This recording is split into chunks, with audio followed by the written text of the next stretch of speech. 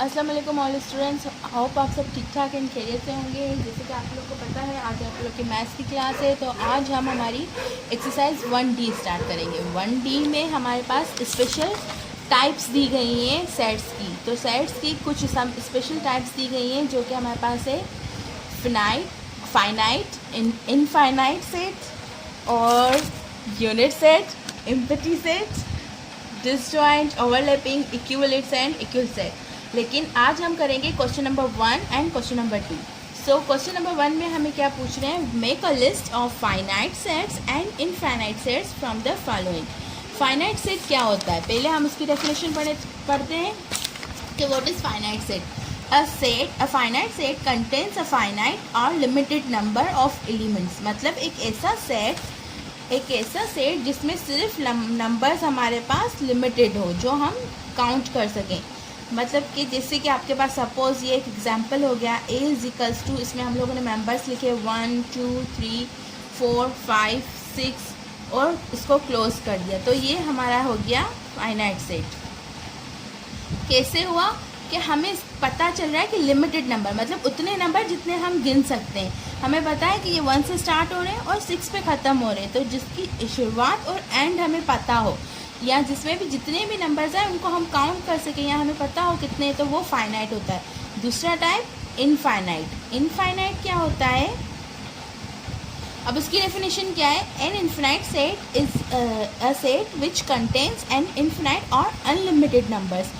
मतलब कि एक ऐसे नंबर्स जिनका हमें पता नहीं हो कि वो कहाँ पे ख़त्म हो रहे हैं, उसकी शुरुआत कहीं पे नहीं पता होती, कहीं पे उसका एंड नहीं पता होता।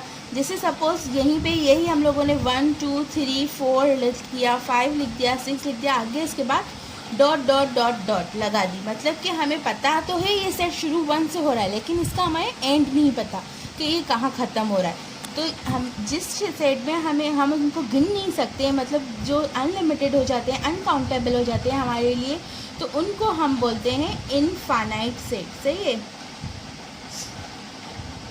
अब आते हैं हमारी एक्सरसाइज के टाइप्स पे कि इन्होंने क्या बोला है एक्सरसाइज में। सो नंबर 1 है set of cities in Pakistan. Pakistan के शहरों के नाम। तो आप पाकिस्तान के सिटीज़ के नाम गिन सकते हो। आपको पता है पाकिस्तान में कौन कौन से शहर हैं, हम लोग को पता होते हैं ना कि ये शहर है, कराची है या ठट्टा है या कोई हैदराबाद है। तो आपको ये बताना है कि ये फाइनाइट सेट है या नहीं है। आप क्या करोगे, जस्ट आप लोगों ने क्वेश्चन नंबर 1 लिखा, पार्ट नंबर 1 लिखा, जो आपने लिखते हैं set of cities in Pakistan. अब पाकिस्तान के शहरों को हम गिन सकते हैं, हमें पता है कि कौन कौन से पाकिस्तान में शहर होते हैं। तो सॉल्यूशन लिखोगे और इसका आंसर लिखोगे, इट इज़ फाइनाइट सेट, क्योंकि ये पूछ रहा है कि आपको बताओ कि ये फाइनाइट है या इनफिनाइट है। आप लोगों ने बता दिया कि ये फाइनाइट सेट है। अब सेट ऑफ यूनिवर्सिटीज़ इन लाहौर, दूसरे में पूछ रहा है लाहौर की यूनिवर्सिटीज़। लाहौर में कितनी यूनिवर्सिटीज़ हैं, कौन कौन सी यूनिवर्सिटीज़ हैं, हमें पता होता है, हम उनको गिन सकते हैं। तो इसीलिए ये भी हमारा क्या हो गया, finite set. Set of whole numbers. अब होल नंबर्स का सेट, यहाँ पे जैसे हमारे पास नंबर 3 पार्ट है, number C part, set of whole numbers. अब होल नंबर्स कौन से होते हैं, जो हमने प्रीवियस लेक्चर में, प्रीवियस क्लास में पढ़ा था, जो 0 से स्टार्ट होते हैं। अब पूरे होल नंबर्स आप लोगों ने भी पढ़े थे, जैसे ये होते हैं, मैं सपोज एग्जांपल में बता रही हूँ कि 0 1 2 ये का स्टार्ट ही होते रहते हैं, क्योंकि नंबर का एंड हमें नहीं पता। तो ये क्या हो गया, चलते ही रह रहे हैं क्योंकि हमें नंबर का एंड नहीं पता, तो इसमें हम गिन नहीं पा रहे। शुरुआत तो हमें पता है कि 0 से हो रही है, लेकिन इसका एंड हमें नहीं पता, तो इनको हम काउंट नहीं कर सकते। ये लिमिटेड नहीं है, अनलिमिटेड है, तो इसीलिए हम इनको बोलेंगे ये क्या है, it is infinite set.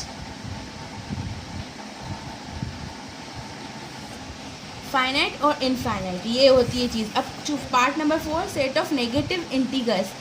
Integers क्या होते हैं, वो नंबर्स जिसमें पॉजिटिव और नेगेटिव दोनों प्लस माइनस के नंबर्स होते हैं। अब नंबर्स का एंड हमें नहीं पता होता, तो नेगेटिव इंटीगर्स भी हम गिन नहीं सकते, हमारे पास काउंटेबल नहीं होते, अनकाउंटेबल मतलब अनलिमिटेड होते हैं। उनकी तादाद स्टार्टिंग तो पता होती है, लेकिन उनका एंड हमें नहीं पता, तो इसीलिए ये भी आपके पास इनफाइनाइट हो गया। Set of points on a line segment. तो बोलते हैं एक ऐसा सेट जिसमें पॉइंट्स, लाइन सेगमेंट क्या होता है, एक हमारे पास ये लाइन होती है, उसको लाइन सेगमेंट बोलते हैं। अब उसमें बोल रहे हैं कि points on line, point line में यहाँ से और यहाँ से, मतलब यहाँ से ये लाइन स्टार्ट हो रही है, यहाँ पे ये एंड हो रही है। लाइन सेगमेंट ये चीज़ होती है, पॉइंट एक पॉइंट से लेकर दूसरी पॉइंट तक। तो हमें पता है ये लाइन कहाँ से स्टार्ट हो रही है, कहाँ पे एंड हो रही है, तो इसलिए इसको भी हम फिनाइट सेट बोलते हैं। Set of vowels of alphabet, आपको वॉवल्स पता है कौन से होते हैं, AEIOU, देन ये भी आपका फाइनाइट सेट हो गया। इसी के साथ आते हैं हम क्वेश्चन नंबर 2 पे। क्वेश्चन नंबर 2 क्या है, make a list of empty set from the following. अब एम्प्टी सेट क्या होता है, empty set, an empty set is a set that contains no element, is called a null set or void set और empty set. इसको denote किसके साथ करते हैं, या तो खाली कर्ली ब्रैकेट या ये सैम्पल होती है इसकी, ज़ीरो पे क्रॉस कट होता है। अब एम्प्टी सेट हमारे पास क्या है, एम्प्टी मतलब एक चीज़ खाली, उसमें कुछ भी नहीं है। तो ये सेट के मामले में भी एम्प्टी सेट यही होता है कि आपका एक खाली सेट। इनको एग्जाम्पल भी दिया है कि हम लोगों ने यूँ लिख दिया है कि ए इसमें कुछ भी नहीं है, ये इसकी एक सैम्पल होती है, दूसरी इसकी सैम्पल ये होती है, ज़ीरो के ऊपर क्रॉस लगा हुआ, कि ये भी हमारी सैम्पल है एम्प्टी सेट की और ये भी हमारे पास सैम्पल है। तो हमारे पास क्वेश्चन नंबर 1-2 का पार्ट क्या है, set of whole numbers between 9 and 10। आप लोग वही तरीका से क्वेश्चन नंबर 2 लिखोगे, उसका पार्ट नंबर 1 लिखोगे, set of whole numbers between 9 and 10। अब बोलते हैं कि वो सेट बनाओ होल नंबर्स का जो 9 और 10 के बीच में एक नंबर है। 9 और 10 के बीच में कोई नंबर आता है, नहीं आता, क्योंकि 9 के बाद 10 ही आता है और 10 से पहले 9 आता है।